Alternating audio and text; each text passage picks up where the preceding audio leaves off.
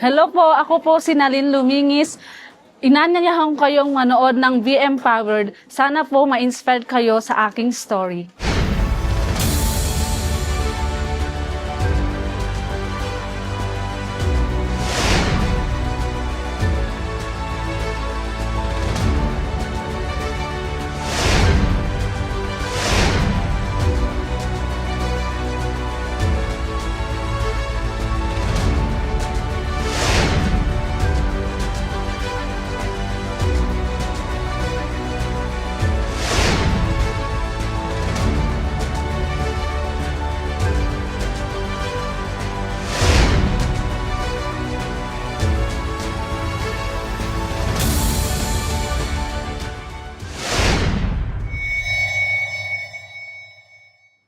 Hello, Ma'am Nalin. Kamusta na po yung lahat? Okay naman po, Pastor. Okay naman na. Opo. Pero I believe yung naging kwento mo dito while working abroad, hindi dati naging okay. Opo. Pero we are going to share para sa kanila kung gaano naging challenging yung buhay mo and then how you overcome while working abroad. Taga saan ka po sa Philippines? Tabuk City, Kalinga. Kalinga? Opo. Mhm.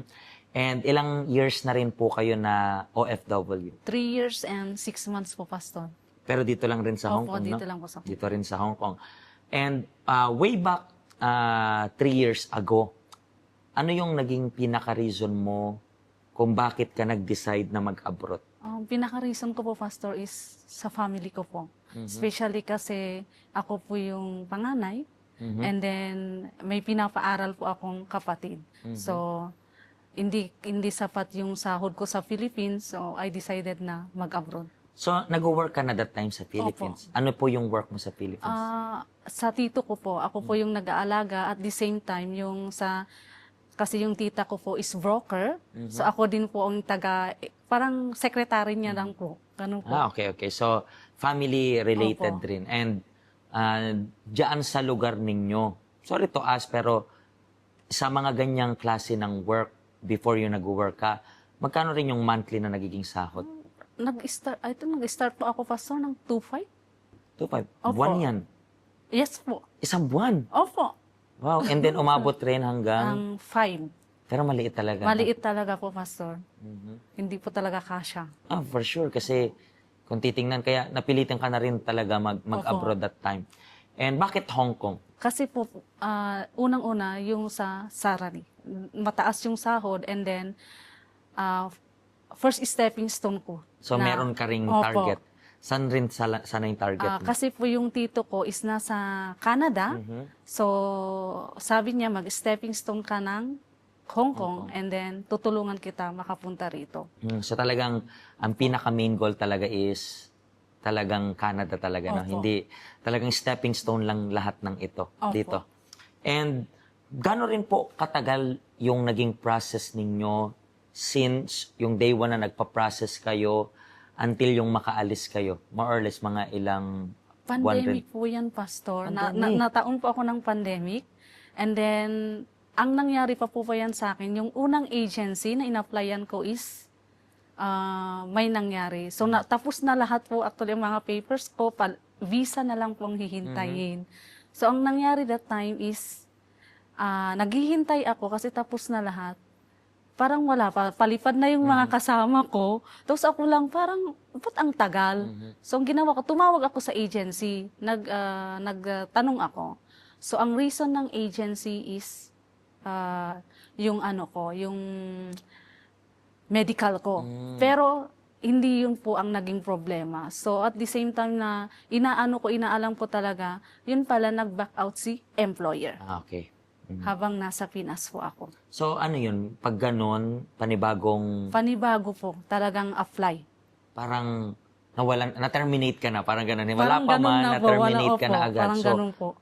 magkano that time yung nagastos mo sa unang ganun? Kasi kasagsagan po ng pandemic, Pastor, So, almost medyo mahal-mahal. 100. So, almost 100. Opo. So, kapag kunyari, ganito yung situation na parang nag-back out si employer, another panibagong spending na naman. Opo. Na almost ganun kalaking amount Hindi na na naman. po, Pastor, kasi ang nangyari, ginawa ko po, kinontak ko po yung mga kamag-anak ko dito na nandito na po sa Hong Kong. And then, nag-refer sila ng broker dito. So, luckily na yung broker na pinag-anuhan sa akin is yung employer naghahanap talaga ng kapalitan nung ano. So, So, parang naging direct hired na opo, nag-fit ako sa ano na yun. criteria na Opo. gusto niya. Nagustuhan nila po ako agad. So, sabi nung broker, willing ka po bang ma-interview through WhatsApp? So, willing naman po ako kasi talagang gusto ko na pong umalis sa laki ng nagastos. Ay, kasi hindi rin biro yun eh. Hindi Diba? rin So, po.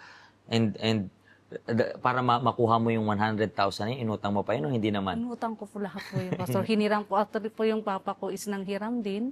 Maalala ko, binenta niya yung isang property para lang maidagdag. Ayun po.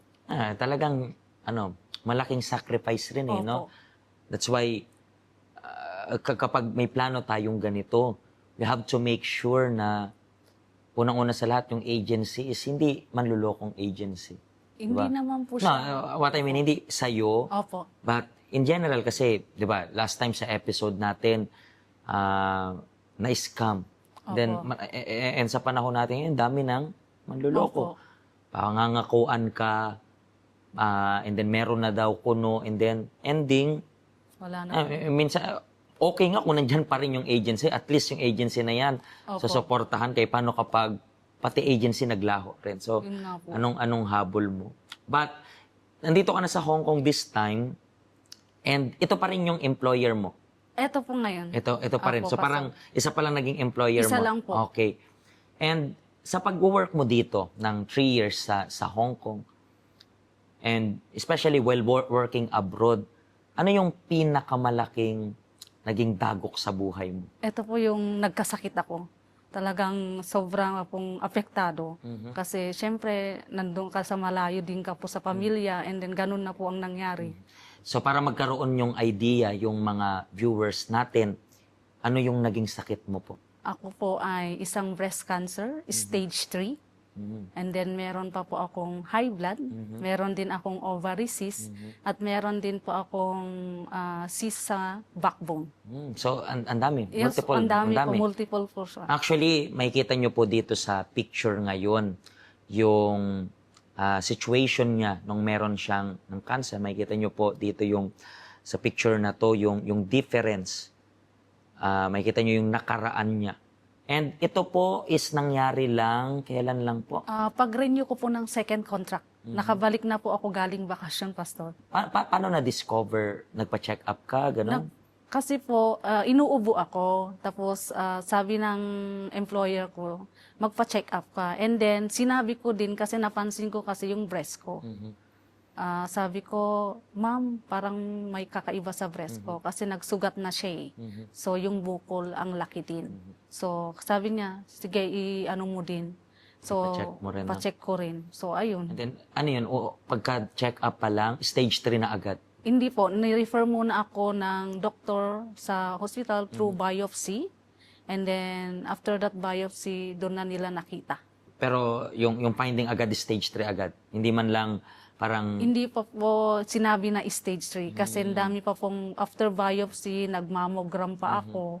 So maraming nag-ultrasound, mga marami test pa po bago nila ano masabing po. stage 3. Opo.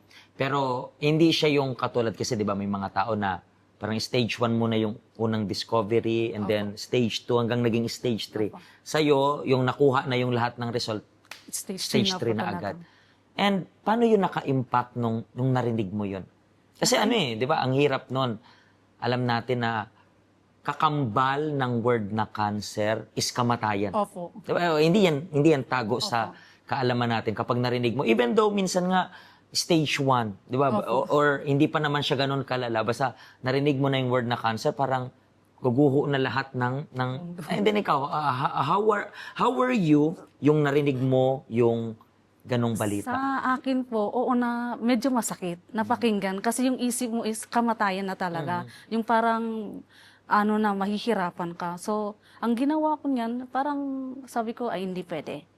Kasi hindi ko pwedeng isipin na ganun ang mangyayari sa akin. So ayaw mong parang madagdagan pa yung stress. Opo, Diba? hindi ko na po inisip. Pero yung ganyang klase ng ng ugali na sinabi mo, isa yan sa definition ng pagiging matatag at malakas talaga. Opo, Kasi fine, nakakatakot yung balita. Opo. Pero yung sinabi mong hindi pwede, hindi ako pwedeng maging ganito.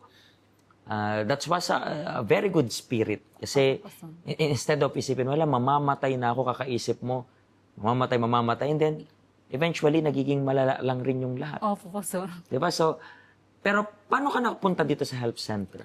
Actually, Pastor, pagbabalik ko, kasi nung unang apak ko pa lang sa Hong Kong, na-invite na ako nung isang, evangelist. So, kakilala ko na din siya. Tapos natigil ako kasi na-invite ako ni Natita sa Central, sumali kami doon. Sa, alam mo yung mga, di ba may mga grupo-grupo din. So, kami yung nagre-represent, gaya ng mga, for my invite sa consulate, may invite sa sasayaw kami. Opo. Tapos nung medyo parang na-depress kasi nung yung unang ko din. So, that time, kung ano yun, parang nung na-find out mo na ganyan yung situation, Opo. pumunta ka na dito sa church? Opo, balik na po ako. Parang din ako ng isang evangelism na na-invite din. Nice. And then, gaano kahalaga, kasi nagpakimo ka po ba or hindi? Opo, lahat na po. Okay, itong naging session mo. Kasi, to cut the long story short, ngayon cancer-free ka na. Opo. Kailan lang yung last diagnose na wala ka na daw cancer? Nung pagka-opera ko po, nagsabi na si surgeon na yung tinanggal namin sa'yo is wala na pong tumor. So, Kailan lang yun? That was recently lang po ba yun? September ako na operahan and then, ito lang po, recently lang po. Recently. Last year lang, no? Opo. Last year. So, yes, meron kasing process, di ba, yung chemotherapy, and then, paano nakatulong yung health center into this process? Kasi, even though nagkikimo yung isang tao, hindi naman masasabi na, alam mo yun, successful. Yung iba nga, di ba, parang pinaglalaroan sila ng cancer kasi palipat-lipat lang. Opo. Diba? Pagkatapos ng chemo sa kabila, and then kabila. So, Opo. sa case mo, paano nakatulong yung health center from the very beginning na na-diagnose ka until maging, alam mo yun, free ka sa cancer, paano ka natulungan deep inside? Ang laki po nang naitulong ng health center sa akin. Kasi habang nandito ako, yung isip ko, hindi po ako na-stress. Kumbaga, yung isip ko is nandun palagi yung Diyos na lagi kong kasama sa araw-araw, lahat ng treatment, lahat ng gagawin ko sa bawat araw. Na hindi ko nga iniisip na parang wala akong sakit. Parang yung isip ko lang is normal lang talaga na wala lang. Parang yung on the go lang ako na hindi ko siya parang hindi ko Hindi ka talaga na-stress, interest. di ba? Hindi ko Parang po siya hindi ko tinitignan yung sarili ko, Pastor, na kaawa-awa. Kumbaga tinitignan ko yung sarili ko na magso-survive ako at makakaya ko tong problema na to. Yan ata yung pinagkaiba ng taong pinagkatiwala yung lahat sa Panginoon. Pastor. Diba? And when we talk about ganitong bagay, we are not talking about religion. Maybe you are watching us at meron kang kakilala na ganito yung situation dati. I believe kung titingnan ninyo yung itsura niya ngayon, hindi nyo mapapansin na ganun pala yung pinagdaanan niya. So, i-share nyo po itong link para sa kanila, para ma-inspire naman po sila. Na in the same way na kahit gaano kabigat yung kalbaryo na pinagdadaanan nila, makita nila na yung ending, hindi para mamatay sila. Makita nila na yung ending is merong himala. Alam ko po na today's episode, nag-extend tayo ng a little bit, pero very, very powerful yung naging story niya. Actually, hindi lang basta history yung nangyari sa kanya. Yun ay real life story niya. And sana maka-inspire ito para sa inyo. And hopefully, ma-share nyo po ito sa may pinagdadaanan sa health while they are abroad. Siguro dito sa Hong Kong, sa Asia, sa Europe, sa America, sa Middle East. I-share nyo po ito sa kanila kasi I believe makaka-inspire ito para sa kanila. Thank you very much po sa pag-share ninyo and hopefully makaabot ito sa maraming kababayan natin na, alam mo yun, parang akala nila katapusan na. Kasi ang reality, kung nakaya mo, makakaya rin nila. For sure. Sigurado po kami dyan. Okay?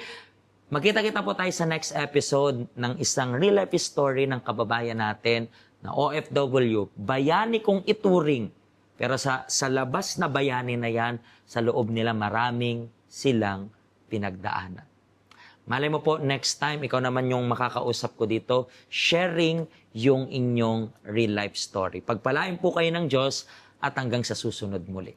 Hello, ako po si Pastor Joshua, dito po sa UCKJ Health Center, dito po sa Hong Kong. At yung mga napanood nyo pong testimony, ay mga testimony ng mga OFW dito sa Hong Kong. Pero I believe makaka-relate rin naman kahit nasaan po kayong bansa. Basta OFW. Ang health center po natin ay walang pinipiling religion.